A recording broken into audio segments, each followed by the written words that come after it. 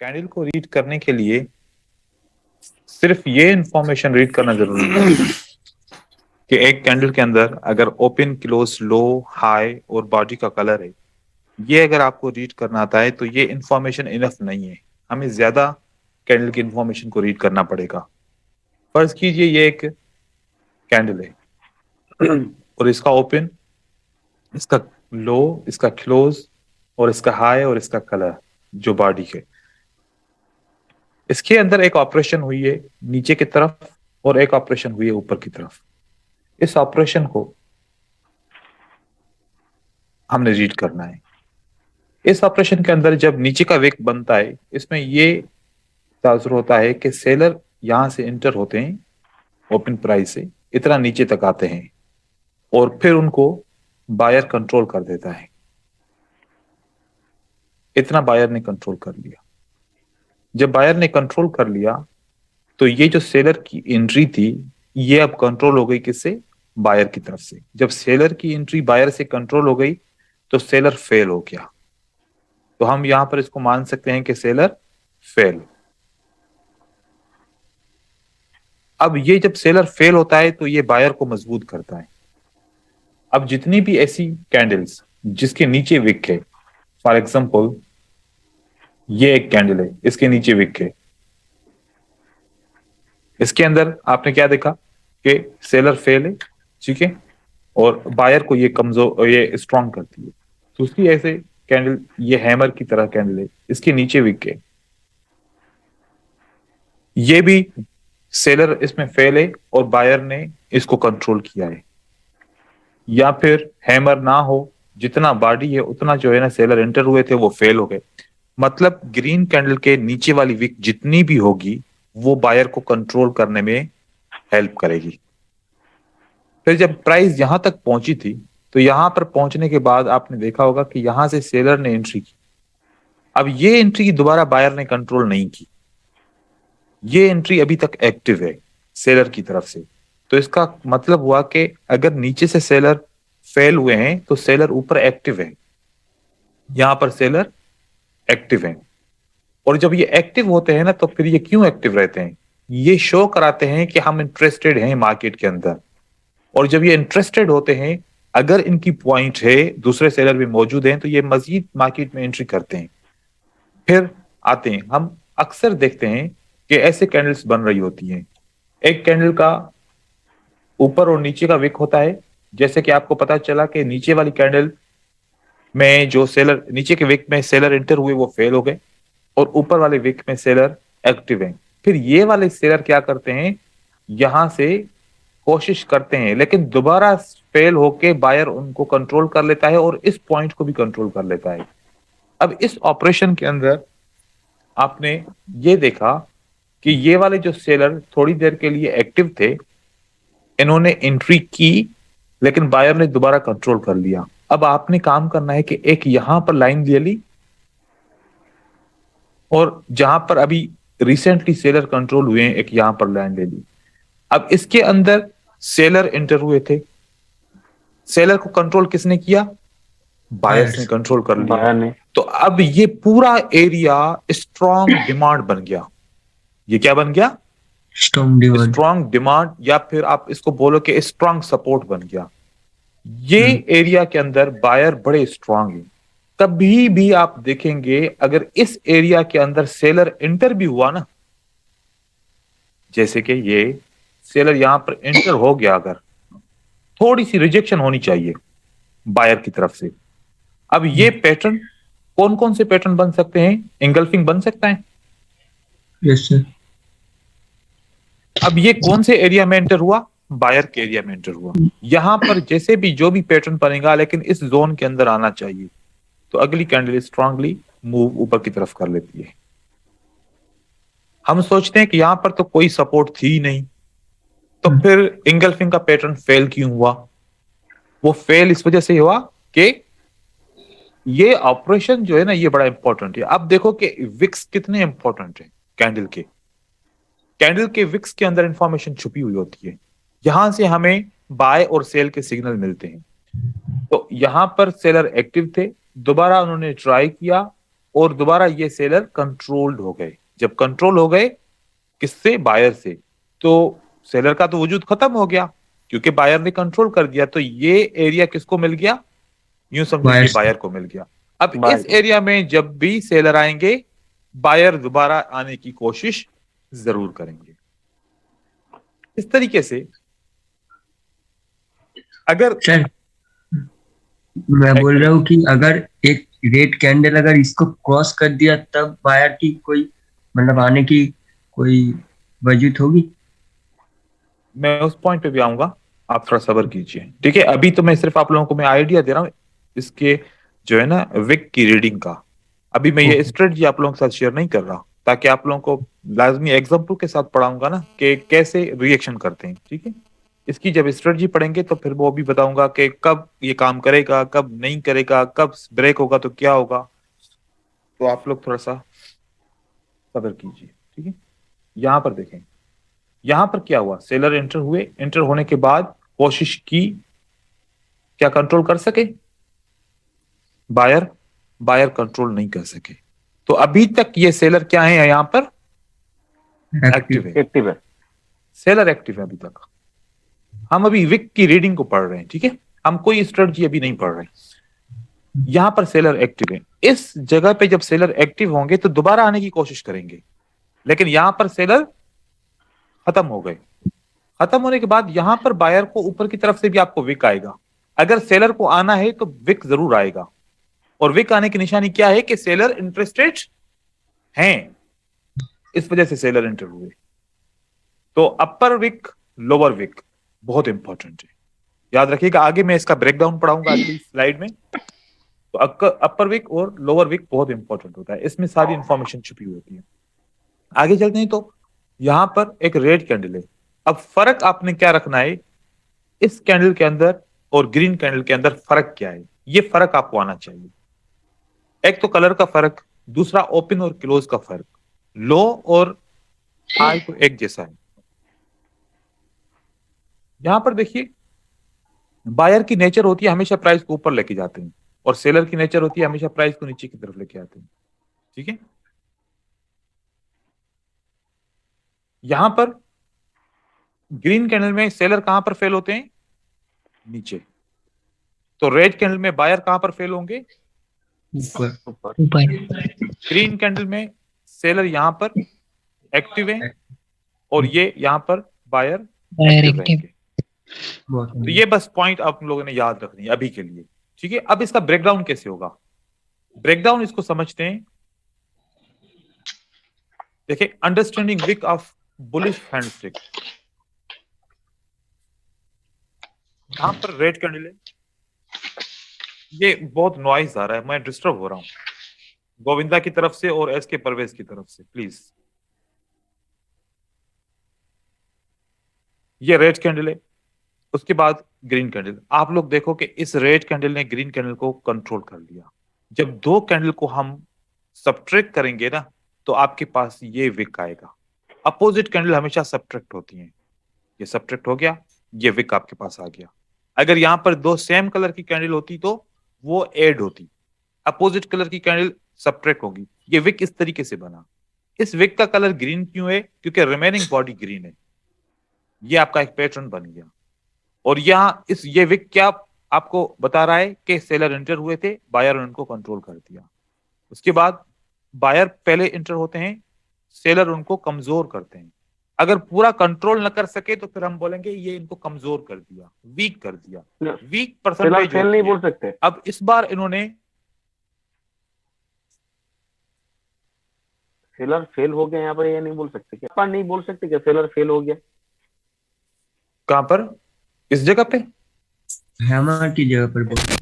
यहां पर बोल रहे हैं? नहीं सर, शुरू से बोलिए। फर्स्ट वाली। हाँ, तो यहां पर तो बोला था ना हमने कि यहां पर सेलर फेल हो गया। सर शुरू से बोलिए सर, आपका नेटवर्क का कोई इशू होगा इसलिए वो दिखाई कहाँ से नहीं चला दिया गया सर? हाँ, सर आप शुरू से लास्ट बोलिए वाला सर। जो आपने बनाया वो हमने देखा ही नहीं। अच्छा अच्छा, ठीक है। तो फिर मेरे ख्याल में कोई 2-3 मिनट से नेटवर्क का इशू चल रहा था, सही है। हाँ ठीक है, हाँ, हाँ। यहाँ पर देखें, यहाँ पर ये सेलर की कैंडल बनी, मार्केट में नीचे की तरफ आई, फिर बायर ने इनको कंट्रोल किया। हमने सेलर की बॉडी और बायर की बॉडी, जितनी सेलर की बॉडी है उतनी बायर की बॉडी, इससे सब्ट्रैक्ट करेंगे तो यहां पर ये एक विक बनेगा। और ये विक इस बात की निशानी है कि इस रेड कैंडल को बायर ने कंट्रोल किया है।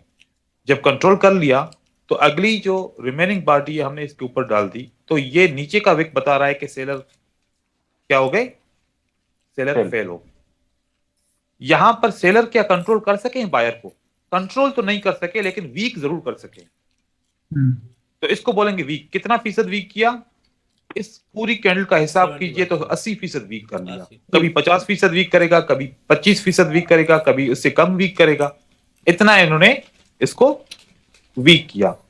वीक मतलब ये कैंडल अभी तक है तो ग्रीन ही, लेकिन वीक कैंडल है, ये स्ट्रांग नहीं है। और पहली कैंडल क्या है?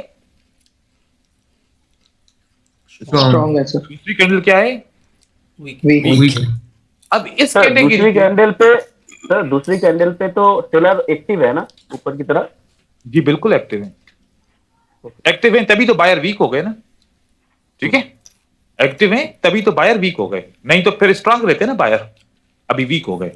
तो पहली कैटेगरी की जितनी भी कैंडल बनेगी वो सब की सब क्या होंगी? स्ट्रांग कैंडल्स होंगी। और दूसरी कैटेगरी की, ये वाली कैटेगरी की वीक आवाज चला है। सेलर फिर ऊपर से वापस आ जाता है। अगर इसको हम काउंट करें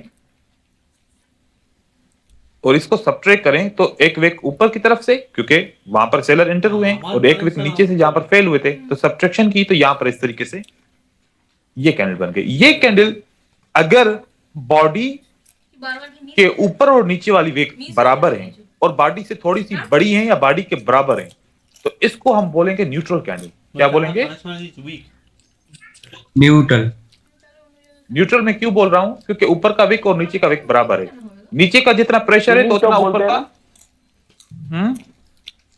स्पिनिंग टॉप, इसको स्पिनिंग टॉप बोला जाता है। अभी स्प्रिंग टॉप पे नहीं पहुंचे।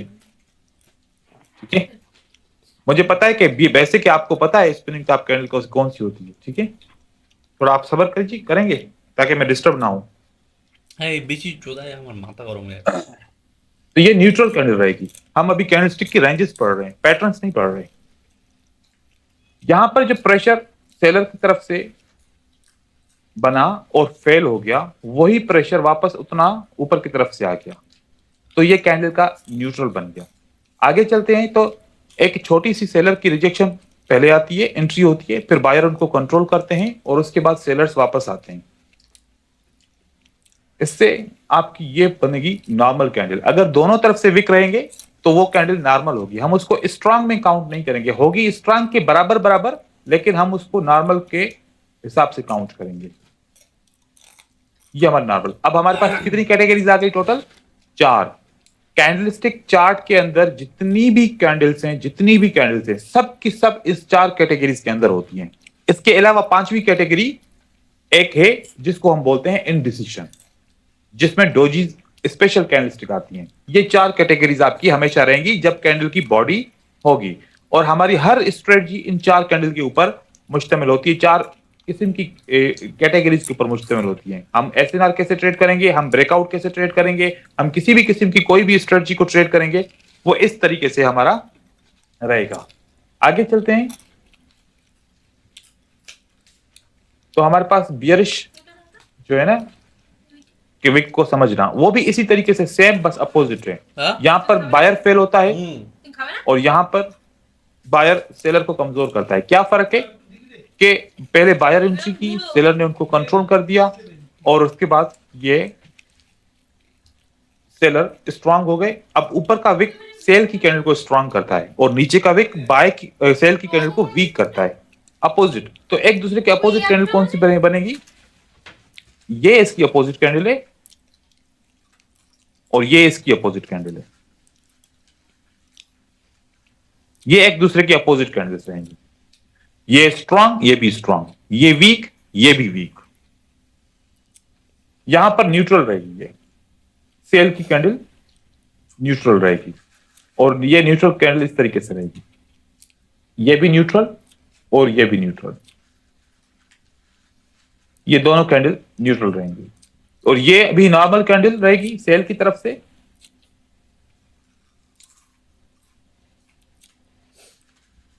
नहीं कि এত স্পিডে খাপ খাপ করে রেখে দেয়। ये नॉर्मल कैंडल रहेगी और आपकी ये भी नॉर्मल कैंडल रहेगी। কোনটা নাকি आप लोगों ने कैटेगरी समझ ली? এটা হচ্ছে স্ট্রং ক্যান্ডেল, এটা উইক ক্যান্ডেল। লাল Yes, sir. अच्छा Yes, sir. ठीक है, 4 किस्म की कैटेगरीज रहेंगी, ठीक है। और इसमें कुछ और भी कैंडल्स हैं जिसमें विक नहीं होते, हम उनको भी एज ए स्ट्रॉन्ग कैंडल समझेंगे। वो ये होंगी कैंडल्स, देखिए गौर से। স্ট্রং ये स्ट्रॉन्ग कैंडल्स, ये आपकी नॉर्मल, ये आपकी वीक और ये आपकी न्यूट्रल कैंडल्स। ये स्ट्रॉन्ग, ये आपकी नॉर्मल, ये आपकी वीक और ये आपकी न्यूट्रल कैंडल।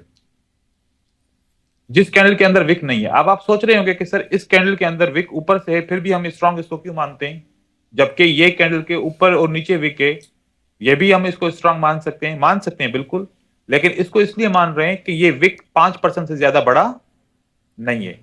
अगर 5% से कम है, 5% जितना है, तो हम उसको स्ट्रॉन्ग मानेंगे, क्योंकि नीचे की तरफ से सेलर्स इंटरेस्टेड नहीं थे। यहां पर तो सेलर वैसे ही कंट्रोल हो चुके हैं। तो ये सिंगल कैंडलस्टिक पैटर्न या प्राइमरी कैंडलस्टिक पैटर्न हम इनको कह सकते हैं। अगली हम जो है ना स्लाइड के अंदर, इससे भी अगली के अंदर हम पैटर्न्स को पढ़ेंगे फिर। तो ये 4 कैटेगरीज है। अब आपकी पहली असाइनमेंट ये है कि इन 4 कैंडलस्टिक को, 4 कैटेगरीज को अपने चार्ट के अंदर रिकॉग्नाइज करना है। ये जरूर आना चाहिए। किसी भी जगह पे अगर इसको आपने रिकॉग्नाइज नहीं किया तो स्ट्रेटजी में फेल हो सकते हो, ठीक है। ओके यहाँ पर किसी को कोई डाउट है तो सवाल पूछे।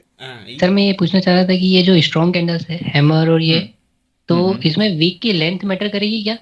मतलब कितनी बिल्कुल। होनी चाहिए आइडियल लेंथ? हैमर की 1.5x टाइम बड़ी होनी चाहिए या फिर 2x टाइम बड़ी होनी चाहिए बॉडी से। अगर जितनी बॉडी है उतनी विक है तो फिर वो हैमर नहीं होगा, स्ट्रॉन्ग कैंडल होगी।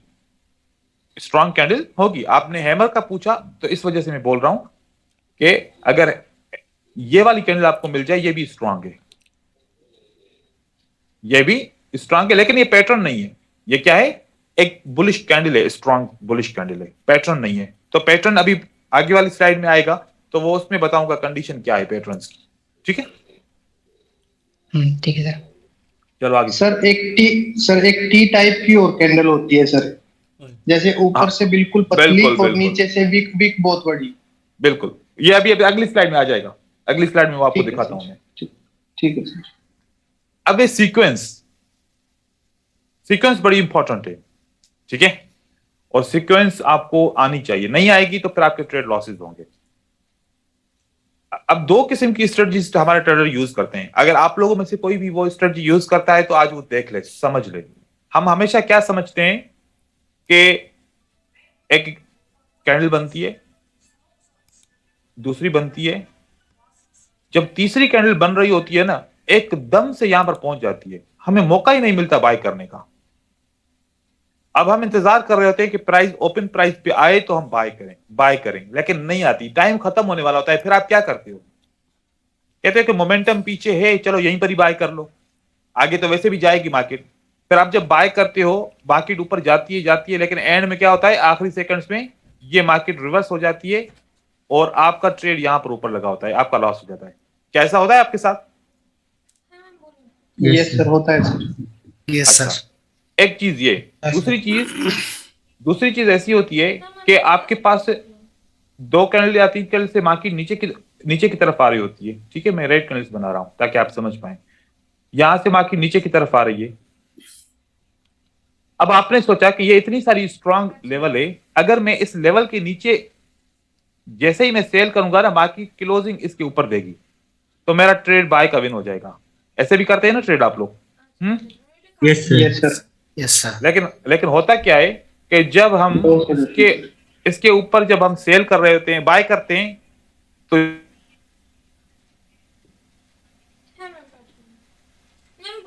तो लॉस हो रहा है। 2 ट्रेड और रिकवर हो जाए, 2 ट्रेड करते हैं कि रिकवर हो जाए। जब 2 ट्रेड करते हैं मजीद मार्केट नीचे आती है, फिर आखिर में जाके छोटी सी रिएक्शन आ जाती है। ऐसे क्या ऐसा होता है? Yes yes sir. ये क्यों होता है? अगर ये समझ जाओगे तो आज के बाद नहीं होगा। ये समझ जाओगे तो आज के बाद ये भी ट्रेड आपका विन, ये भी ट्रेड आपका विन हो जाएगा। अब गौर से सुनिए, कैंडल की साइज होती है, कैंडल जब चलती है ना साइज के साथ चलती है। अगर पहली कैंडल बड़ी हो, दूसरी मीडियम हो, तो तीसरी साइज कौन सी रहेगी? स्मॉल रहेगी। ठीक है, अब पहली कैंडल क्या है? बड़ी हो, दूसरी कैंडल क्या होनी चाहिए? मीडियम। उससे थोड़ी छोटी। अब यहां पर आपकी सपोर्ट है, राइट? पहले बड़ी कैंडल बन गई, फिर मीडियम बन गई, अब अगली कैंडल कौन सी बननी है? स्मॉल। Small sir. अगर ये इस सपोर्ट को क्रॉस करे ना, ये रिवर्स होके ऐसे बन जाएगी, उस सूरत में आपका ये बाय विन हो जाएगा। क्योंकि पहले बड़ी बन चुकी, फिर मीडियम बन चुकी, उसके बाद स्मॉल ही बननी है। लेकिन यहां पर क्या था? पहले स्मॉल बनी, फिर मीडियम बनी। अब किसने बनना था? कौन सी साइज मिसिंग थी? Big size. बड़ी सर। और हम जब यहां पर ट्रेड करते, कभी हमारा विन होता है, कभी हमारा लॉस होता था। रीजन ये था सीक्वेंस का। यहां पर आपके सीक्वेंस की वजह से आपका लॉस होता था, और यहां पर इस सीक्वेंस की वजह से आपका विन हो गया। इस चीज का रीजन ये है कि आपका ये ट्रेड लॉस क्यों हुआ? क्योंकि पहले स्मॉल और मीडियम कैंडल आ चुकी, अब कौन सी कैंडल को आना था? बड़ी को आना था। तो यहां पर आप सेल करोगे तो बाय करोगे तो फिर आपका कभी भी रिवर्स नहीं होगा, याद रखिएगा।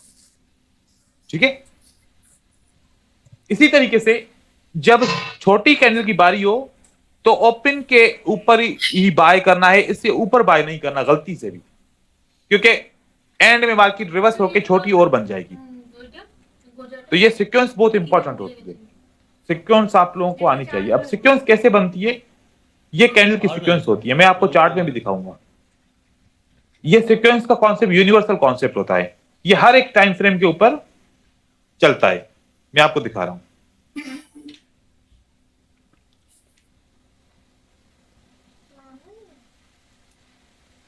अच्छा, सीक्वेंस का मतलब ये नहीं है कि अगली कैंडल ग्रीन बनेगी या रेड बनेगी। सीक्वेंस का मतलब है कि अगली कैंडल की साइज क्या बनेगी। प्रेडिक्शन के बाद ही आपको सीक्वेंस का स्टेप आएगा, सीक्वेंस का स्टेप पहले आपने नहीं करना। अब यहां पर देखो, यहां पर एक और ऑप्शन है जो आप लोगों को समझना है। वो क्या है? ये एक कैंडल है, इसका ओपन ये है और इसका क्लोज ये है। एक ये कैंडल है, इसका लो ये है और इसका हाई ये है। अगर ओपन से क्लोज तक की साइज करोगे तो इसको बोलते हैं स्प्रेड। अगर हाई से लो की साइज करोगे तो इसको क्या बोलते हैं? रेंज। कभी कभार कैंडल रेंज के हिसाब से भी एक जितनी साइज हो, अब जैसे कि ये साइज और ये साइज लगभग एक जितनी लग रही है, थोड़ी सा फर्क है, तो रेंज किसकी बड़ी है? इसकी बड़ी है। तो हम इसको मीडियम काउंट करेंगे और इसको क्या काउंट करेंगे? लार्ज। तो अगली आपकी साइज स्मॉल हो जाएगी। अगर ये स्मॉल साइज है, ये मीडियम साइज है, तो अगली क्या होनी चाहिए? बिग। ये बिग। अब यहां पर ये स्मॉल साइज है, ये मीडियम साइज है, तो अगली क्या साइज होनी चाहिए? बिग। ये बिग। ये आपकी बिग साइज है। ठीक है, यहां पर और भी मैं आपको एग्जांपल्स दे रहा हूं। यहां से प्राइस नीचे आना शुरू हुई। ठीक है, ये ट्रेंड इस तरीके से बनता है। देखिए जरा, ये स्मॉल, ये बिग, और ये क्या बनी? मीडियम। अब आपकी बिग बन चुकी है, मीडियम बन चुकी है, तो अगली कैंडल कौन सी बनेगी साइज में? Small sir. स्मॉल। अब मीडियम और स्मॉल, अब हम इसकी रेशो कैसे निकालेंगे? अब दोबारा इसको मीडियम काउंट कर सकते हैं या इसको बिग काउंट करें? आपको कैंडल की साइजिंग करनी है। अब बिग करेंगे सर इसको। मैं आपको बता रहा बीच हूं वाली एम को। नहीं, मैं आपको बता रहा हूं कि साइजिंग कैसे करेंगे। ठीक ये है। कौन सी कैंडल है? अगर ये बिग है तो इसकी आधी कैंडल क्या होगी? मीडियम होगी। Medium sir. अब मीडियम की भी आधी कैंडल कौन सी होगी? स्मॉल। स्मॉल। स्मॉल। तो अब ये देखो कि ये कैंडल और ये कैंडल, इसका रेशो, इसका आपस में रिलेशन क्या है? क्या ये बिग है, ये स्मॉल है, या ये मीडियम है, ये स्मॉल है? क्या कहते हैं आप लोग इन दोनों कैंडल के हिसाब से? Big small. Big and small क्या है? Yes, sir. Big and. Big and small. Small. लेकिन इसके रेशियो के हिसाब से हमने बोला था कि ये मीडियम है, राइट? लेकिन अगला रेशियो चेंज हो जाएगा, सही है? तो ये अगर बिग है, ये अगर स्मॉल है, तो अगली कैंडल क्या बनेगी? मीडियम। बाकी सर अब- रेंज के हिसाब से तो ये स्मॉल वाली मीडियम लग रही है। लेकिन बॉडी अगर रेंज बॉडी इक्वल होंगे तब, बॉडी अगर इक्वल होंगे तब हम रेंज काउंट करेंगे। बॉडी में साइजिंग में फर्क है तो फिर हम रेंज काउंट नहीं करेंगे, ठीक है? अब इसकी और इसकी बॉडी में फर्क नजर आ रहा है आपको? इसकी बॉडी में और इसकी बॉडी में क्या फर्क है? बिल्कुल है, ठीक है? तो अब फिर हमें रेंज को लेने की जरूरत नहीं है। लेकिन अगर दोनों इक्वल हो जाएं तो फिर हम उस वक्त रेंज इसको लेंगे, ठीक है? Yes sir. स्मॉल, मीडियम, अगली कैंडल क्या बननी चाहिए? अच्छा, अब यहां पर देखिए, अगर ये मीडियम है, ये बिग है, तो इसके बाद क्या होनी चाहिए? स्मॉल। स्मॉल। स्मॉल। अब बिग और स्मॉल है तो अगली कैंडल क्या होनी चाहिए? मीडियम। मीडियम। यहां से देखो, स्मॉल, बिग, मीडियम, और मीडियम के साथ साथ अगले पेयर के साथ ये बिग थी, राइट? क्या सीक्वेंस सही चल रही है? ठीक है सर। Yes sir. अब एक बात गौर से सुने, अगर कैंडल की सीक्वेंस चल सकती है तो क्या वेव की भी सीक्वेंस हो सकती है? Yes sir. उसकी भी ऐसे ही होगी, उसकी भी ऐसे ही होगी। पहली वेव कितनी है? ये स्मॉल है, ये बिग है। अगली वेव कौन सी, कितनी साइज की होनी चाहिए? मीडियम। मीडियम। बिग, स्मॉल या मीडियम, बिग एंड मीडियम। अगली कौन सी साइज होनी चाहिए वेव की? स्मॉल। स्मॉल। स्मॉल के बाद मार्केट गिरेगी। जैसे इसकी साइजिंग होती है, ऐसे वेव की साइजिंग होती है, ऐसे ट्रेंड की साइजिंग होती है, ऐसे मार्केट के अंदर आप वो हर टाइम फ्रेम के ऊपर ऐसे साइजिंग कर सकते हो, क्योंकि अब आपको वेव का भी पता चल जाएगा कि वेव की साइजिंग इस तरीके से रहेगी। चलो, ये कौन सा टाइम फ्रेम था? 1 मिनट। हम इसी टाइम फ्रेम को 5 मिनट पे लेके आते हैं। सर वेव का कैसे पता चलेगा सर हमें? वेव का मार्केट स्ट्रक्चर के अंदर समझेंगे, क्योंकि अभी वेव का कॉन्सेप्ट आप लोगों को नहीं दिया, क्योंकि आज स्टार्ट है ना, तो मैं तो अब वो मार्केट में ऐसा है ना कि सारे कॉन्सेप्ट का नाम तो मुझे लेना पड़ेगा, लेकिन आप लोगों को कंफ्यूजन होगी कि यार वो वाला कॉन्सेप्ट कौन सा है। वो मैं सब क्लियर करूंगा, एक भी सवाल नहीं रहेगा, एक भी चीज नहीं रहेगी इंशाल्लाह। ठीक है सर। ये देखें, क्या 5 मिनट में भी यही सीक्वेंस है सेम? Yes sir. यस। अब एक एक एग्जांपल दूंगा, बाकी आप लोग खुद करोगे। 15 मिनट पे आते हैं। 15 मिनट की सीक्वेंस की साइजिंग भी एक ही है, ये देखो, यस सर। Yes sir. ये भी वही साइजिंग है, ये भी वही Yes. साइजिंग है, यहां से भी वही साइजिंग है, फिर आगे भी वही साइजिंग है, फिर आगे भी वही साइजिंग है, फिर वही साइज है। हाँ सर एक क्वेश्चन पूछ सकता हूँ? जी पूछे। सर वो जो रेड वाला आप दिखा रहे हो और ग्रीन वाला, हमने अगर रेड और ग्रीन एक साथ मिक्स करके वो साइज निकल सकता है सर? नहीं नहीं नहीं, उसमें नहीं निकलेगा साइज। हमें ठीक है, वही सर। मैंने शुरू में कहा था, प्रेडिक्शन पहला काम है, सेकंड हमें पता चलेगा कि कितना नीचे गिरेगा। प्रेडिक्शन हम करेंगे कि अगली कैंडल बाय की बनेगी, अब फिर Yes, sir. कितना वो कवर करेगी बाय की कैंडल, कितना ऊपर जाएगी, हम इस तरीके से करेंगे, ठीक है? प्रेडिक्शन भी आसान है, ठीक है, परेशान ना हो, ठीक है? ठीक है फिर सर। ट्रेंड उसके के बाद- अकॉर्डिंग करना है ना सर, जैसे ट्रेंड चल रहा है तो बिल्कुल। उसके अकॉर्डिंग ही हमें सीक्वेंस देखना है ना। जी बिल्कुल, मैंने उसके अगर- अकॉर्डिंग। नहीं और सर नहीं रिट्रेस नहीं, देखो, ये जो आप सीक्वेंस कैंडल की देख रहे हो ना, चाहे ट्रेंड अप हो चाहे डाउन हो, सीक्वेंस एक जैसी हर जगह पे बनती है। अगर सर मिडिल में कोई ट्रेंड का मिडिल में रिट्रेसमेंट आता है तो उसको छोड़ देना पड़ेगा? नहीं नहीं नहीं, उसमें भी सीक्वेंस सेम होगी, सीक्वेंस कभी भी टूटेगी नहीं, सीक्वेंस एक जैसी रहेगी। और ग्रीन रोड जो हो ये सेम होगा सब? आप लोगों ने एक पैटर्न सुना है, ये वाला पैटर्न सुना है, कौन सा? 3 वाइट सोल्जर। हाँ, 3 white shoulder. Yes sir. Yes sir. Yes sir. अब मैं आपको बताऊं, लोग पता है क्या समझते हैं, कहते हैं कि ये 3 ब्लैक क्रोज है। अगर ये 3 रेड कैंडल है तो क्या कहते हैं? 3 ब्लैक क्रॉस। साइज सेम ये होगा। नहीं है। अब साइज में समझ में आ गया, अगर तीनों साइज एक जितनी होगी तब ये व्हाइट सोल्जर है। यस अगर साइज डिफरेंट है तो कभी भी ये व्हाइट सोल्जर नहीं होगा। ऊपर उषा के देख पाँच आप हाँ, फोन मैं से तो बात रूम करें, पर आप ही अपने आप को आप फोन पे बात करें, आप अपने आप को म्यूट करें ना भाई। ठीक है। सर जैसे ये जो कौन बात ग्रीन कर वाली रहा है? जो कैंडल, सर नहीं, वो फोन पे कौन बात कर रहा है? पता नहीं सर। सर ये जो ग्रीन वाली जो कैंडल्स है बीच में, हाँ, इसमें सर सीक्वेंस टूट नहीं गया है? मतलब अगर सबसे पहले स्मॉल कैंडल आई, उसके बाद फिर मीडियम आई, तो थर्ड वाली बिग आनी चाहिए थी। देखो पर एक वो छोटी एक आई। रिलेशन बनाओगे, मैं समझ गया। एक रिलेशन बनाओ, क्या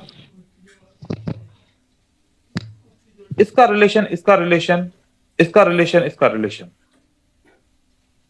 क्या होना चाहिए? अगला वीक इस्तेमाल होना चाहिए ना? Yes sir. रिलेशन के हिसाब से इस्तेमाल होना चाहिए। देखो Yes, sir. अगर फॉर एग्जांपल एक बिग अपीयर हो चुकी है, एक स्मॉल अपीयर हो चुकी है, अब क्या बनेगा? मीडियम बनेगा ना। हाँ, यस सर।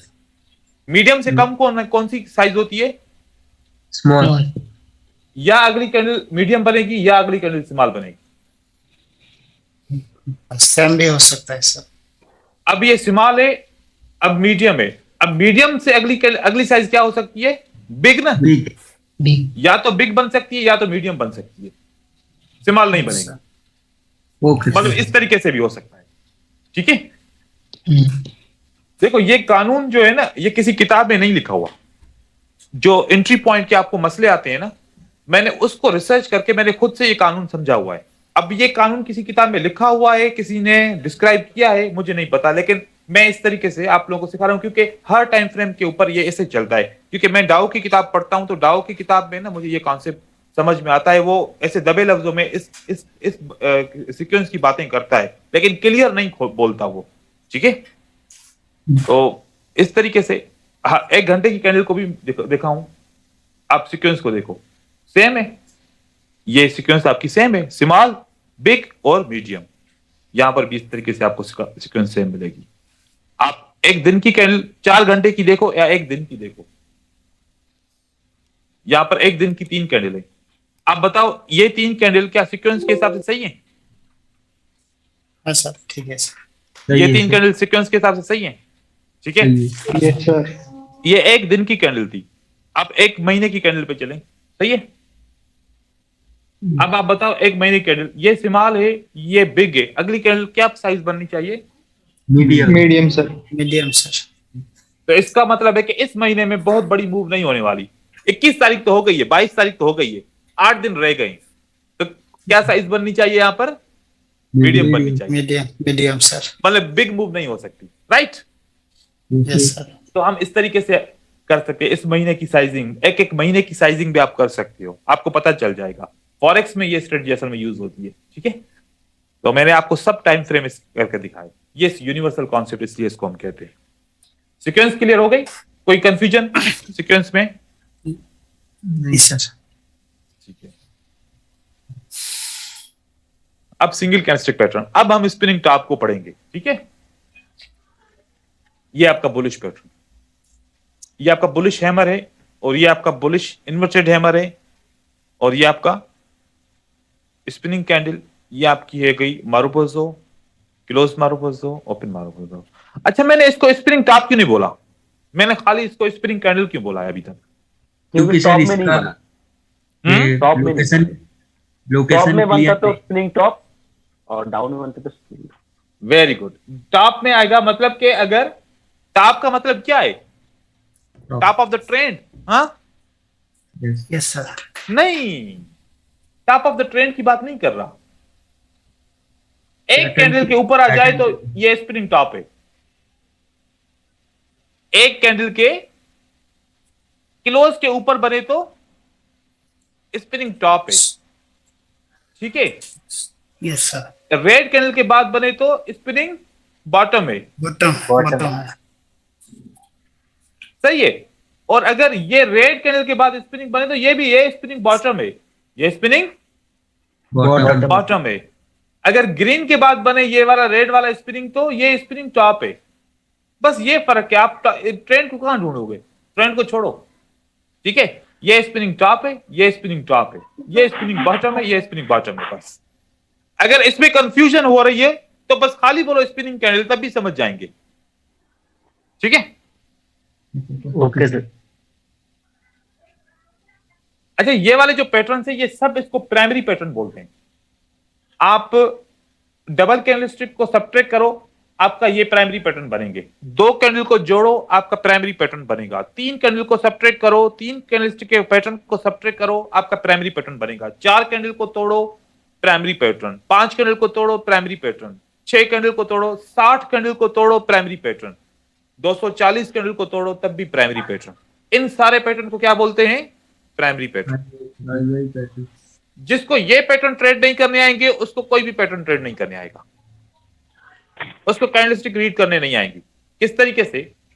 हमारे पास ये 2 पैटर्न है। कौन से?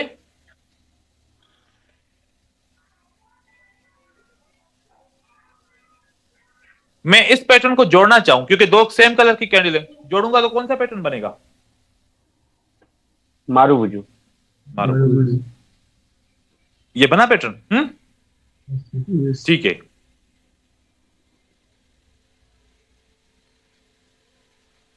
ये हमारा ये विक है, ठीक है। बुलिश हमर। अभी तो रुको, अब बताओ अब क्या है? स्पिनिंग सर, स्पिनिंग कैंडल, ठीक है। अब ऐसी 2 कैंडल साथ में आ जाएं तो मार्केट न्यूट्रल है। ट्रेंड अप पे तो कंटिन्यू करो, नीचे नहीं आएगी मार्केट। यस 2 कैंडल को जोड़ने से क्या जवाब मिला? अब हम पता है क्या समझते हैं? हम फौरन जो है ना परेशान हो जाते हैं कि यार इन्वर्टेड हैमर सेलर की बहुत ज्यादा रिजेक्शन आ गई, अब तो सेल बनेगी, है ना? यस यस लेकिन नीचे वाली कैंडल को और ऊपर वाली कैंडल को आपस में जोड़ो, क्या बना?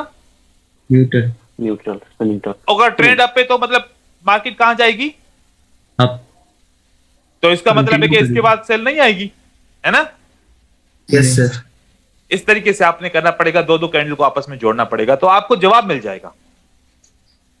और ट्रेंड को फॉलो करो, क्योंकि न्यूट्रल का मतलब है कंटिन्यूएशन, अगर ट्रेंड है तो, ठीक है।